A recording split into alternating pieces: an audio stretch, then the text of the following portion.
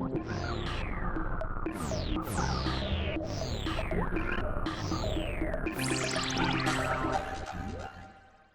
ragazze, this is Julia. You are now listening to Elementy podcast. This conversation is going to be very special for me, as far as it's going to be in English as well. The only way I can communicate with my dear guest. As you know or not, lately in Elementy, the theme of water is absolutely on the first place. So today I am honored to explore this with my dear guest, Valentina Otero Fernández. She's a super talented biologist from Spain, currently based in Italy, where she expands her knowledge in areas such as biomedicine and clinical biology, and doing her master's meanwhile. Gaining her professional experience in Italy, Germany, or Spain, of course, she was participating in various grants and researches, such as one, for example, the most interesting for me, Untitled Isolation of Microorganisms from Extreme Environments with Biotechnological Potential, currently sinking into research in areas such as clinical biology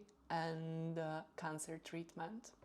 Valentina as well is building a community called Biolynx. She and her friends are managing the platform supporting young biologists from Spain. How does it feel to grow her own bacteries in lab, and what is the effect of that? Why water is called the element of life? How does the work with radioactive waste look like? Welcome to listening to our conversation finally. Ciao. First of all, I am so curious about your path so far because we already know from the beginning of our talk that you're so professional and getting your master's and future is your Belgium career and stuff, which is so exciting, and congratulations again on it. Thanks. But I am so curious about your beginnings because maybe not everybody knows that you are so into music for 10 years and for this aspect of creativity. And this is all, about a huge amount of work you need to put into. So I am so curious, what was the deciding aspect of you putting yourself to biology basically, and what was this first glimpse in which you were like, wow, this is my area, like I don't know, I think it was a very long time ago. I remember one of my teachers in middle school, my biology teacher, that was like my favorite subject. And I remember her being so confident, just like sitting like on the corner of her table just after smoking a cigarette and like starting telling us about like the beginning of life and how things work. And I thought, wow, that's fascinating. Like maybe I should do this. I don't know. And then like for 4 or 5 years until like I finished all my high school, middle school, whatever, I kept this idea of you smoking cigarettes on the table. I don't. And talking to other people about the beginning of the world. Yes, I just like as I grew older, I started to be more into biology, into research. I was like, okay, I think I want to go into healthcare. I don't know. I was still like a teenager, so yeah, sure. Yeah, but in the end, that was what I ended up doing. I think we can say that it comes from a far point in my life, but yeah, when you're in this stage of your life, when you're 18 and you have to decide which career. Should I look at the camera or should I just look at you? No, it's like as you wish. I don't know. I am looking Hello, only listeners. on you. Sorry. Hello, Marek, so and Ola, and Piotr. Hello, everyone. Hello, Mom. I was saying that when you're in this point of your life where you have to choose a career, I had many options that were very similar, like biochemistry, biotechnology, biology, and I was like, okay, what now? And since I always had this passion for nature, like animals, plants, to like know how everything worked, not only the lab industry point of view, I decided, okay, let's go into biology. Did you have a moment like when you were younger and you know the first fascination of being into biology and so on, and did you spend time in nature and was like something from nature who were like calling you to be a biologist, or you were most like into getting this knowledge part? No, I can say that it was totally something about nature.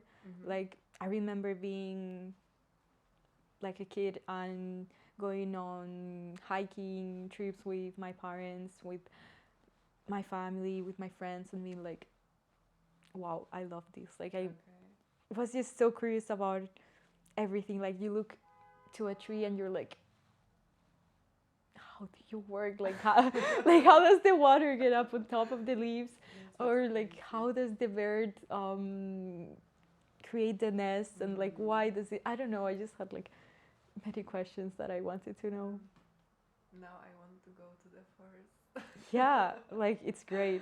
Like you meeting the lab for the first time and you're entering and you are like, wow, is it the stereotype that you're getting to spend your whole life in lab and being like, you know, stuck in one place true, by the way? Or is it only the gate for another extremely interesting world of we can see only under microscopes?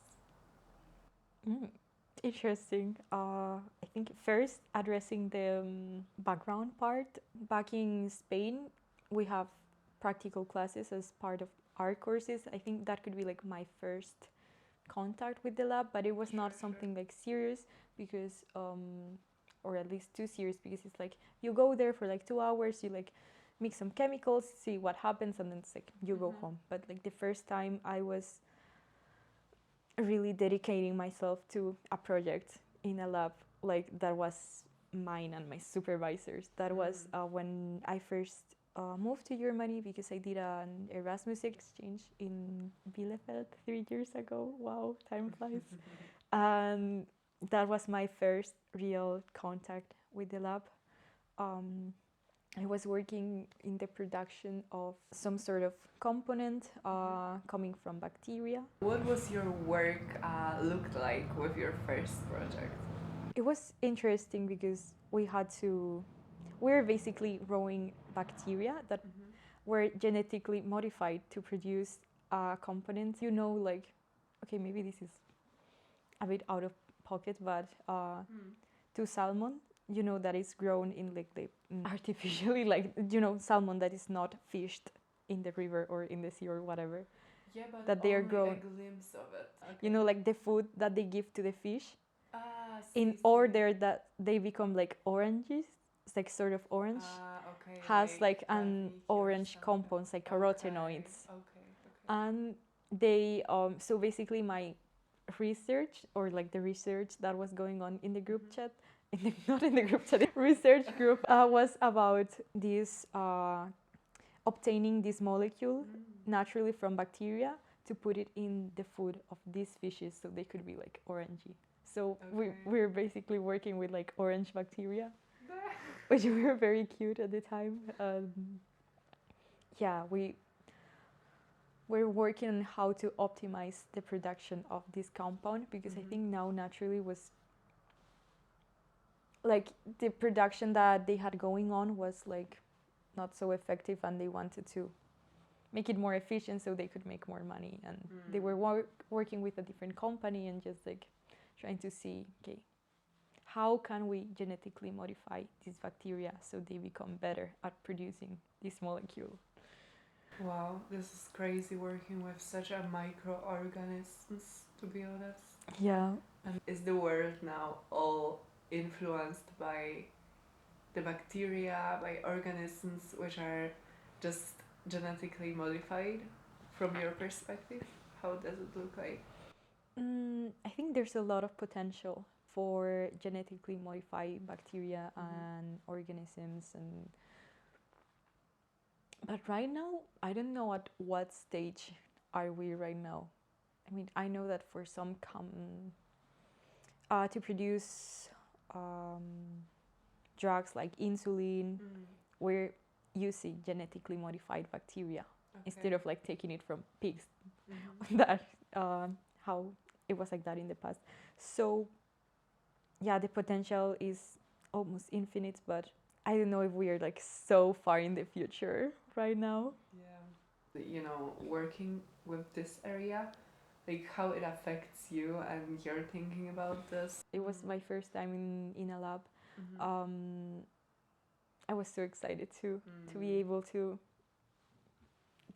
get hands on, like, yeah, exactly, like be like, wow, now this sort of depends on me, like they're training me to perform tasks that, I mean, you have this sense of like responsibility because it's like, you know, this research costs a lot of money and they are investing their precious time to teach me how to manage to work in, it's fine, to work in the lab, to like Just educate you. yeah, I think it, my perspective on the world, yeah, I think it changed a bit. I mean, maybe not on the world, but like working there, I was like, I thought I could work on anything that was like lab related.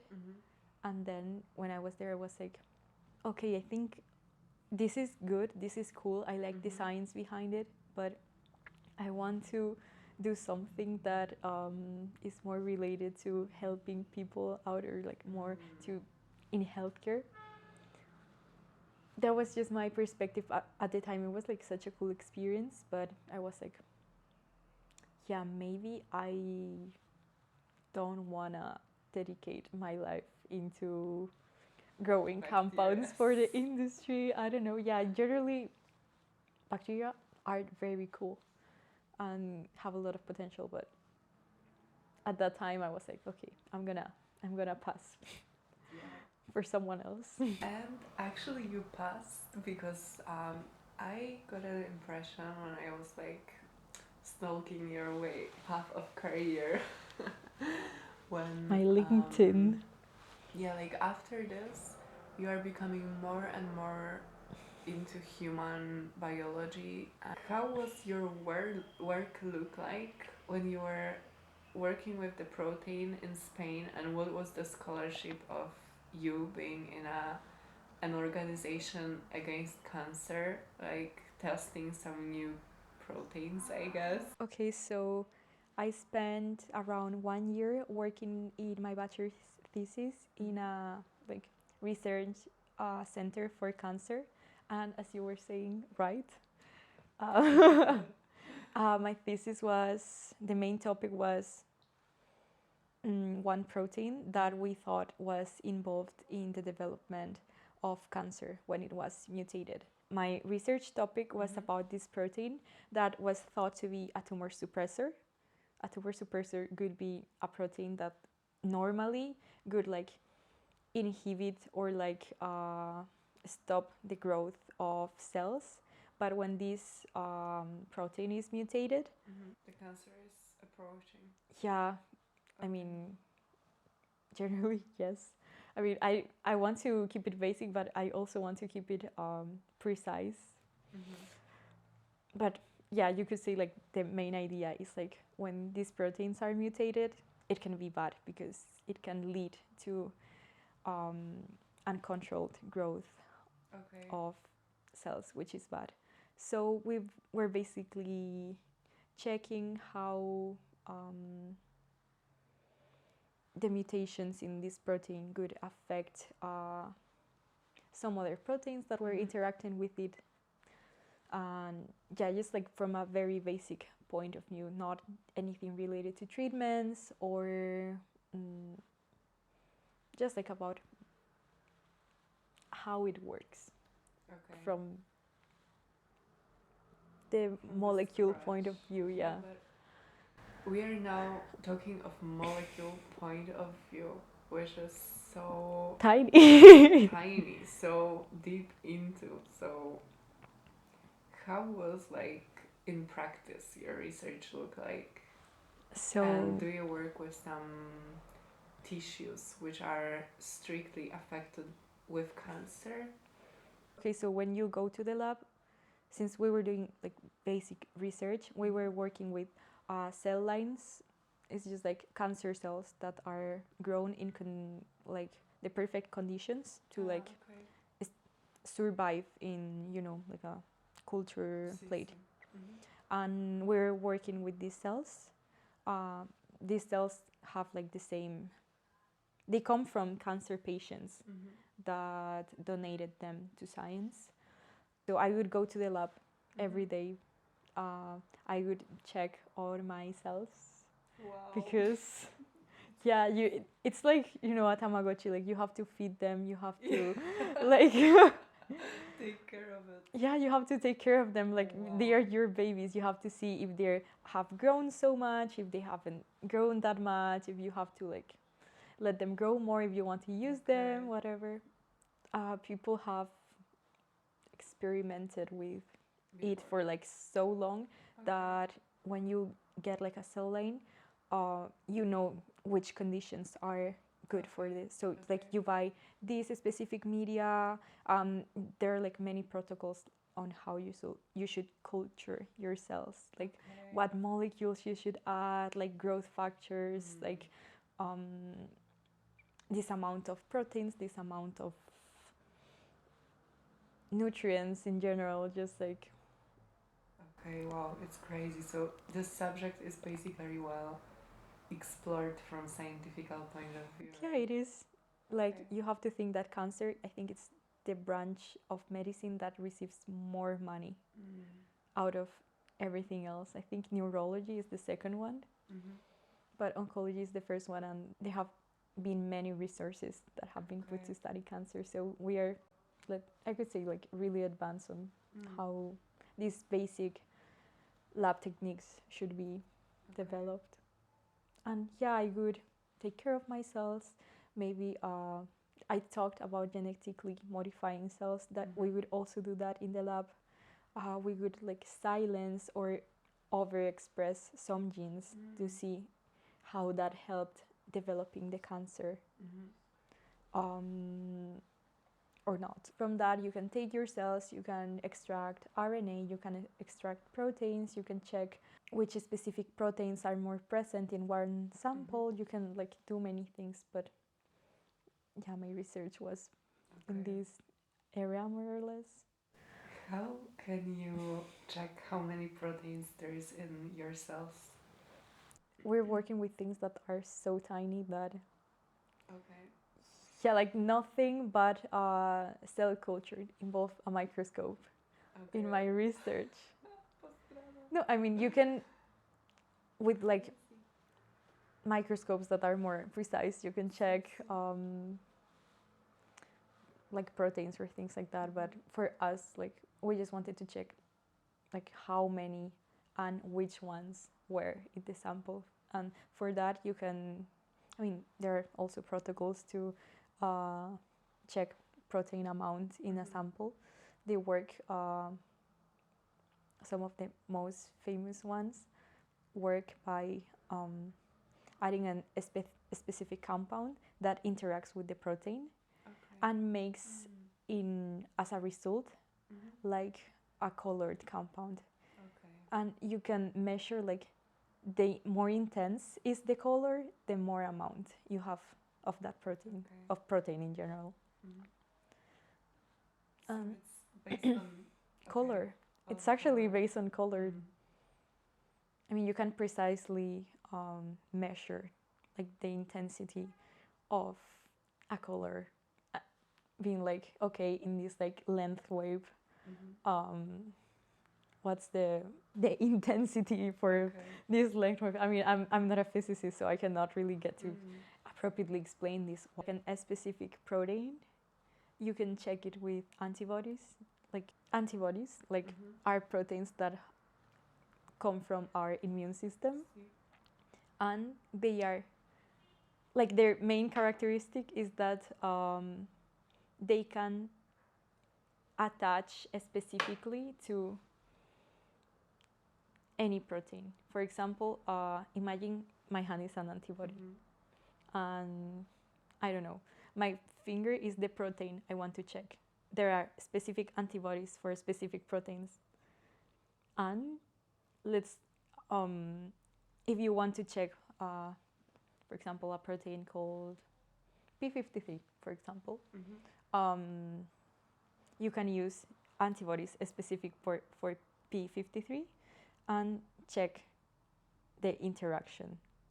Because these antibodies are can be also attached to like fluorescent signal, for example. So you can actually see how they communicate with each other. I mean, how they interact. Yeah, you can see that, okay, that protein is there, for example. What is your perspective now for your research? Are you more specified in any of the fields? Yes. Okay, so right now, okay, here in Naples, I'm not into like any research. Yeah, I'm just taking courses and things like that. On my past internship this summer, I started working with a field that is very interesting to me. That basically combines the immune system and cancer. Okay. So right now, my master thesis is gonna be also about that. I cannot specify a lot or anything actually because I haven't started working with my project, and also I wanted to switch from academia to a biotech company just to check what are the differences between them, how does the other field work exactly. And actually I signed a non-disclosure agreement of because no, actually then you can tell no, it's like I could like broadly discuss if I knew, but the thing is like I don't know. It's just like I think I can say that I'm gonna be working at ITS Therapeutics, which is a company based in Belgium, in Charleroi, that's like close to Brussels. And yeah, they're mainly focused about immunotherapies for cancer, like using, I don't know, like antibodies, as I told you about, to maybe like locate specific cancer cells and attack them, or use like your own immune cells genetically modified to attack these specific cells. So I think it's generally like really interesting. And yes, sure, absolutely. yeah, and it's being more and more dedicated to human, but like to us, which is thank you for it. Basically, what can I say?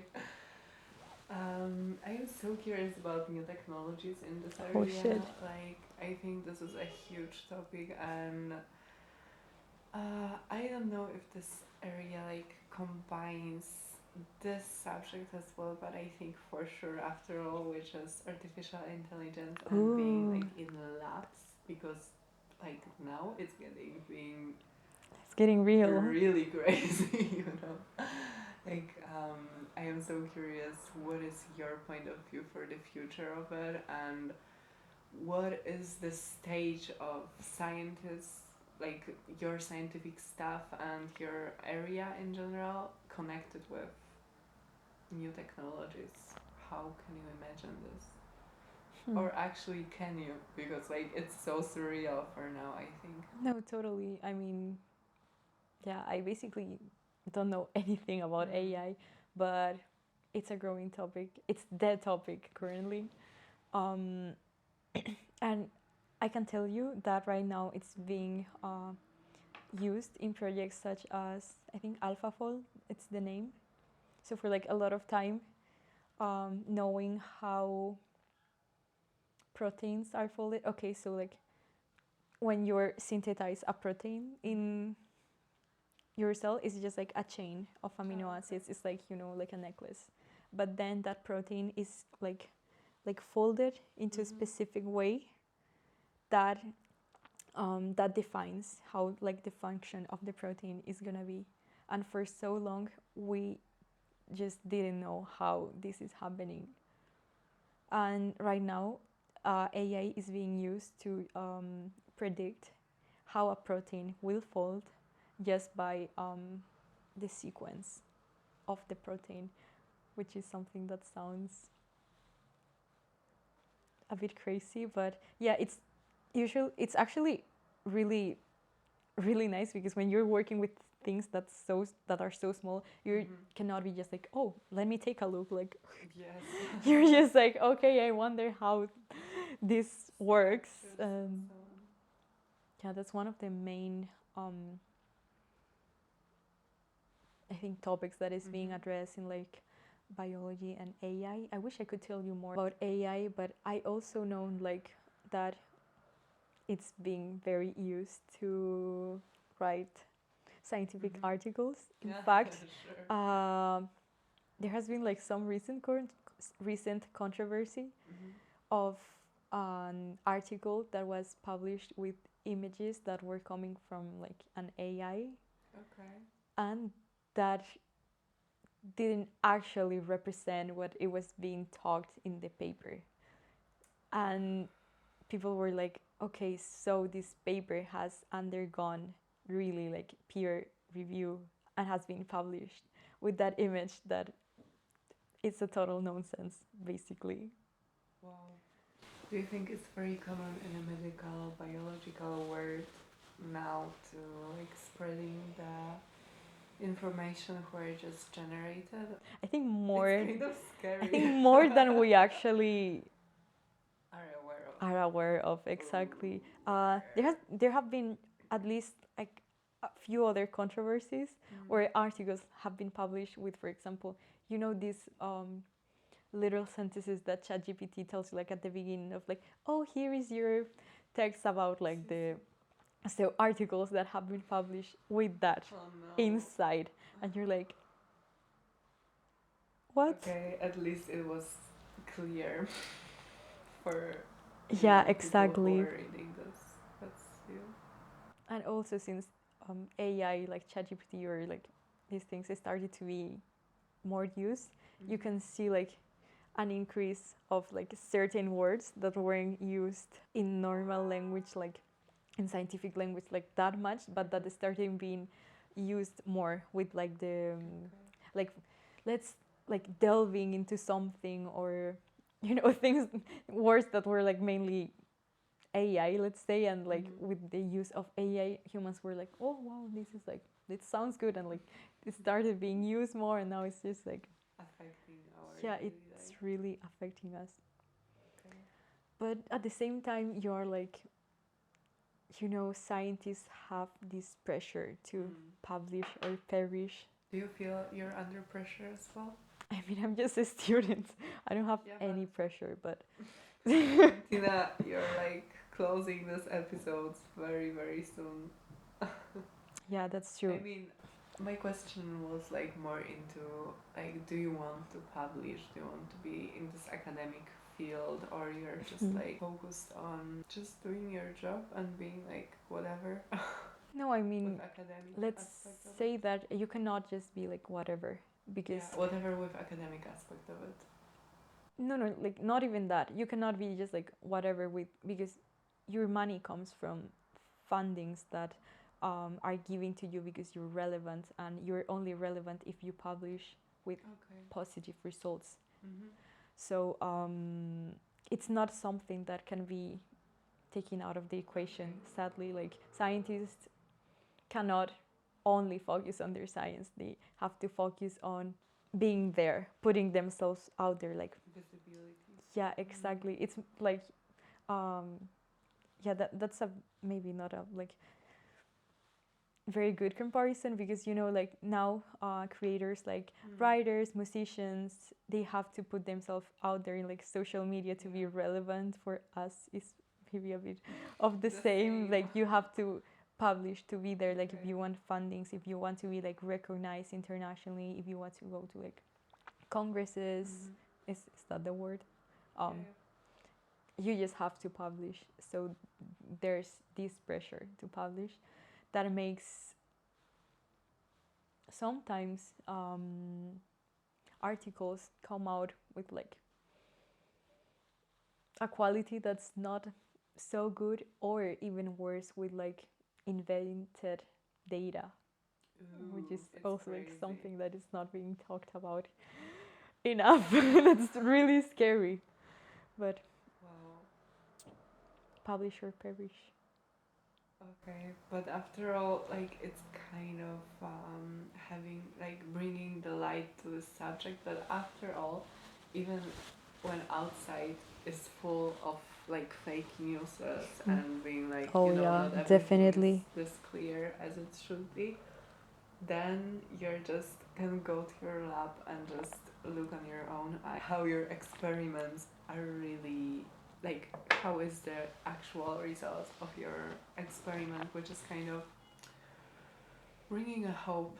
Yeah, I mean, okay, Does it make often, sense? yeah, it does, like a bit, like, but yeah, when you hear like fake news, you're like, it's not something that you can go in your lab and check because we work in very specific topics. Yeah, But sure. I think being a scientist makes you, or at least should make you, skeptic, like skeptical. So I think this is one of the like being a biologist has changed my perception of the world in that specific way. Like, okay, like never truly believe what it's being Told you. yeah, basically like given to you. Of course, you have to always have this like like skeptic mindset, but sometimes the words like skeptical are also being used in the context of these like theories about like the earth is flat and vaccines don't work, and they're like they're not telling you the truth, like how conspiracy theories I cannot. So balance, I guess. The only thing which will save us and the community. Yeah, but that's Balance so and true. community. And is it anything else which changed your point of view as a biologist in your day-to-day life? I think trying to be a more sustainable consumer in general. I go to the supermarket and I'm like,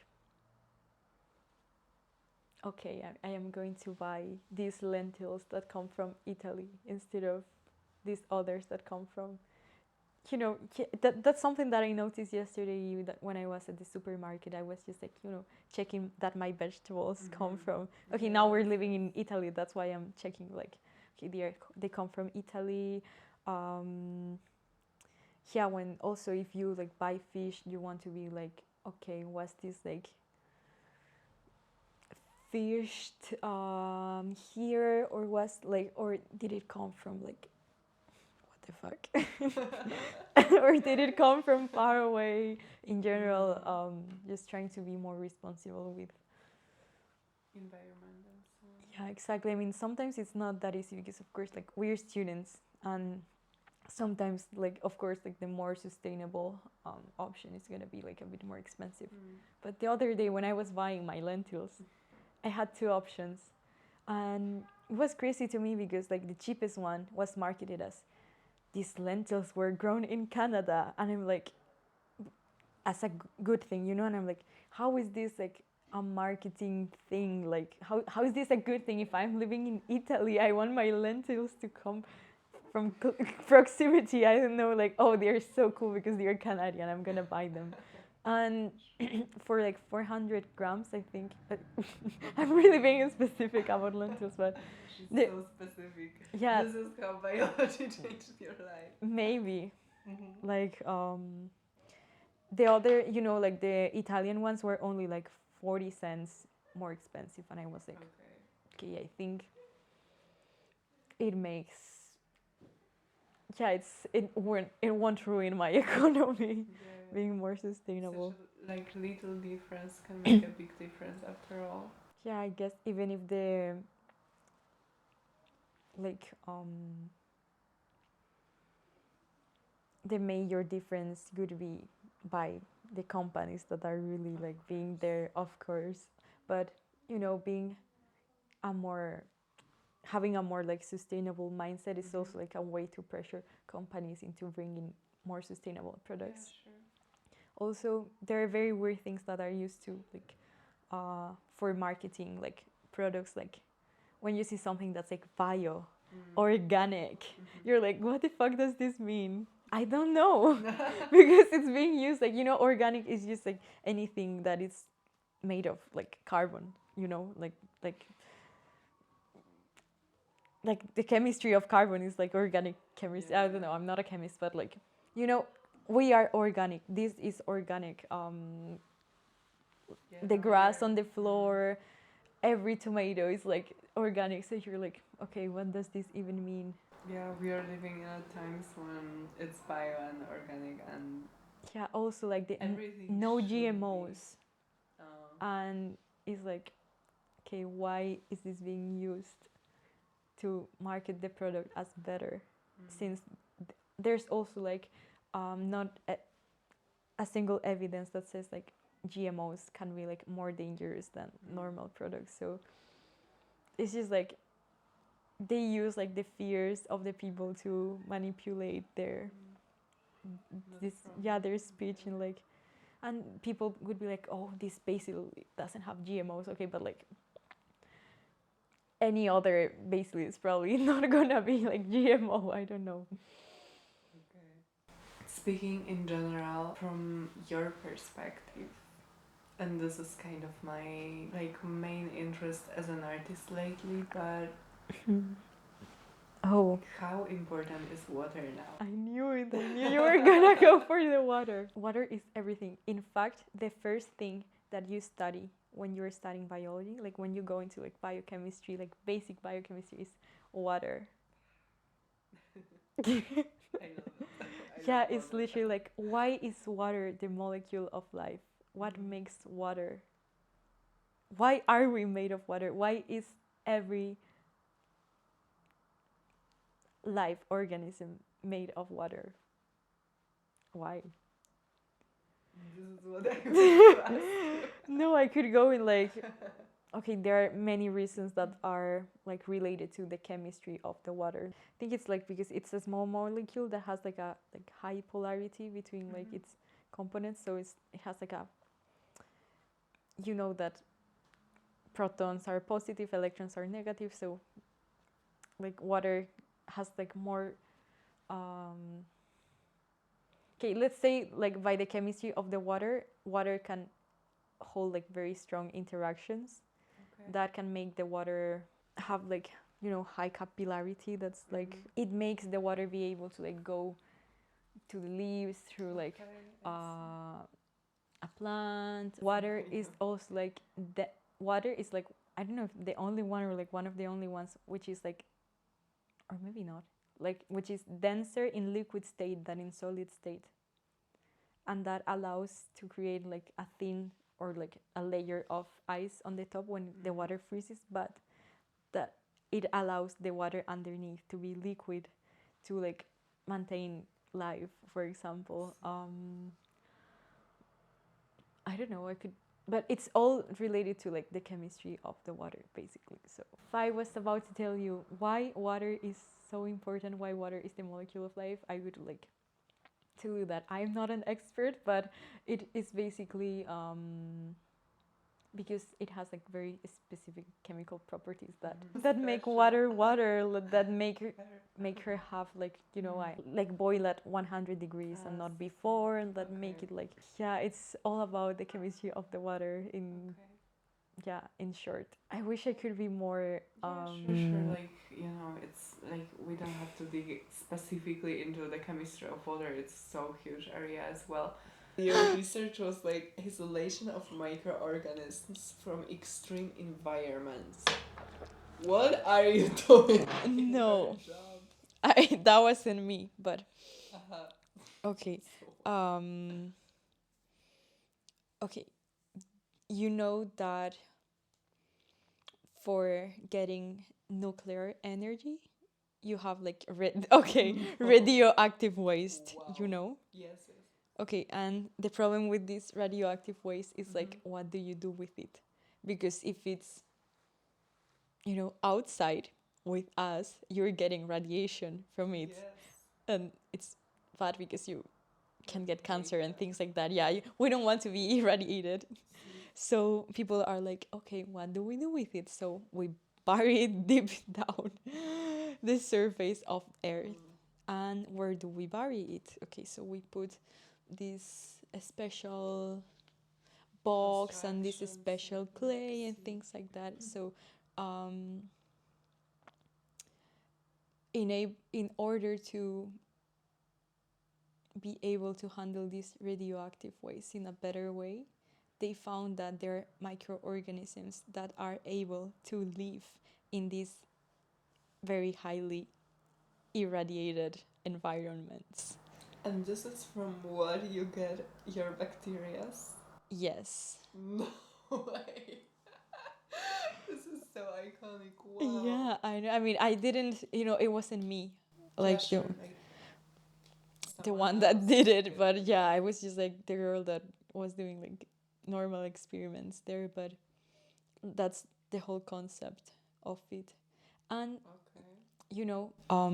did you observe?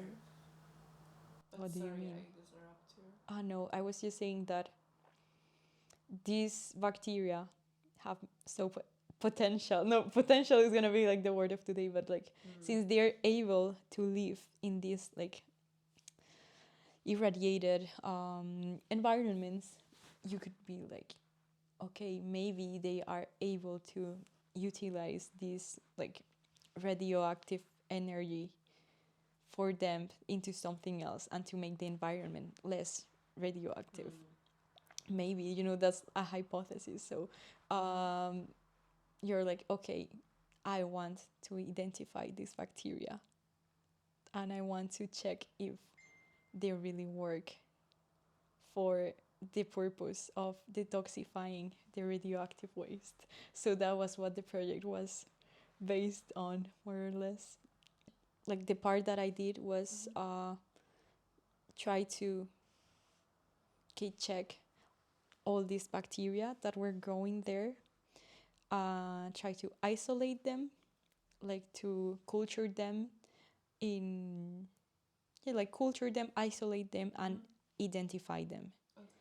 And after them being identified, being like, okay, maybe this has potential for for waste management. This doesn't have potential. So my part was only like the isolation and identification of these organisms. And do you know what happened after? Is there any potential? I think there is, but on my time there, that was like 4 months. All the bacteria that I was able to identify, there was nothing new. Like extreme environments, and Yeah. I am very surprised that it was so crazy environment. Yeah, my research, because I was doing this project in parallel with other girl, and her bacteria were literally irradiated by radiation. But mine was about it was like extreme environments but heavy metals.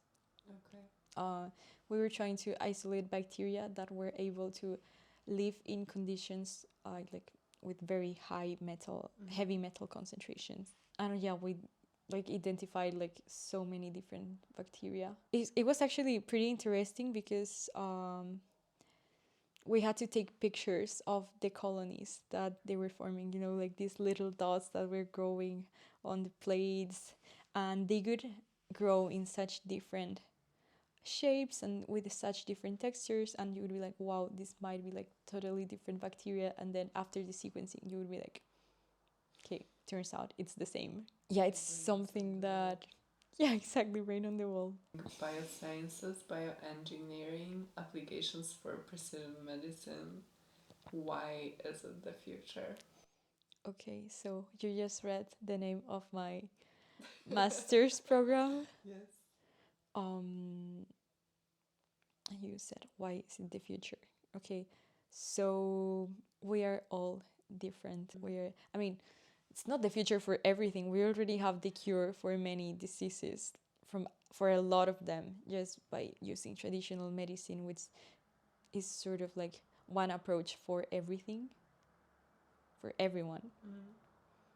I think the precision medicine approach is more interesting for diseases like cancer, which every cancer is different. Like, yeah, maybe you're like, wow, I cannot believe that cancer is like the most studied disease in the world and we don't have a cure. But it's because every cancer that people have is different from any other cancer. So each cancer is like starting from beginning again. I mean, of course, they have things in common, like some specific mutations that make the cells grow more or grow faster, or like ignore like the signals that are being given from other cells, because that is also a characteristic of cancer cells, that they can be like, okay, now I will be independent and I will totally ignore what the body is telling us. Sort of. So yeah, this personalized precision medicine approach is more about, we talked about one approach to every problem, to all problems, like when you have a cold or something, and here's like one approach to one problem. But that is costly, a lot of resources. That's why it's not the standard of medicine yet. But for some diseases, the optimal thing would be to have a personalized medicine approach. Of course, like to every disease in general, but it's always to have a personalized approach. But in some diseases, you can have the same effect with like a more general therapy, and with some others it's just like, but we're getting there, I think.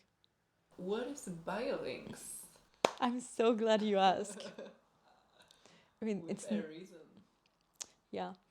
Okay, so how to define Biolynx? It is a platform that was developed by 3 guys that are my friends, and that was basically made to orient biology students into finding their career path.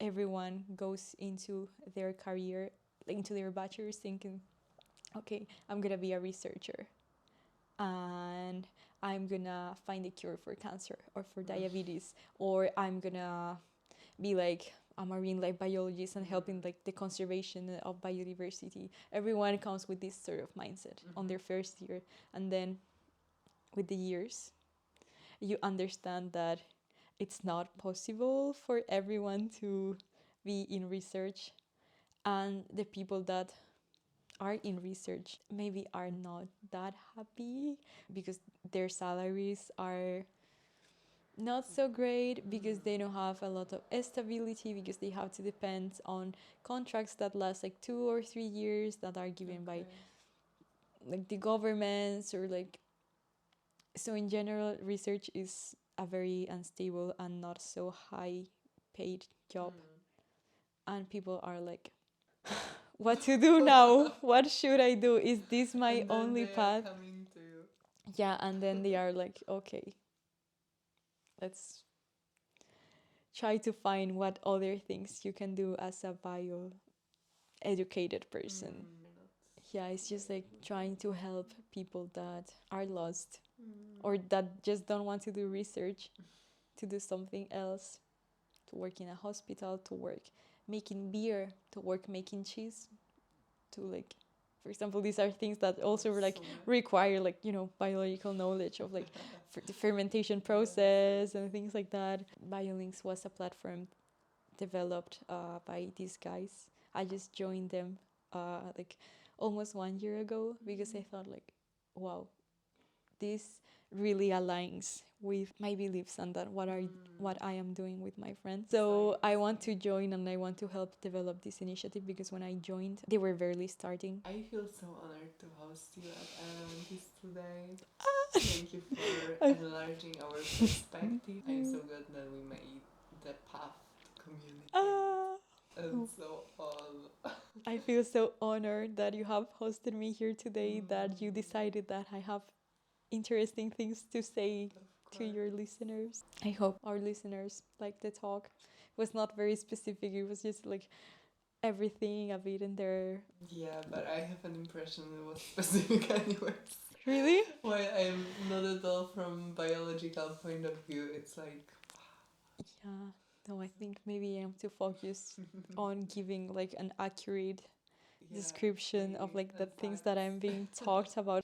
I'm so happy that you decided to invite me, and happy that whoever is behind the picture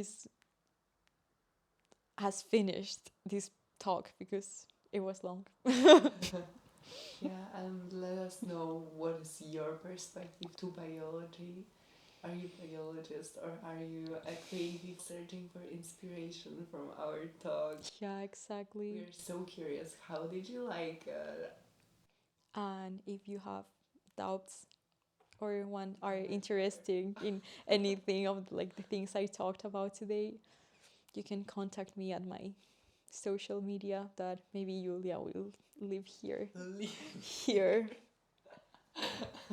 Fruitus basilia, which we are growing successfully here for 2 months. So Yeah, she's not dead yet. yeah. So I guess You see, this is the effect of her biology in real life. It works. everything grows in our house. That's All our true. vegetables are growing all the time. Ciao guys, a presto. Ciao.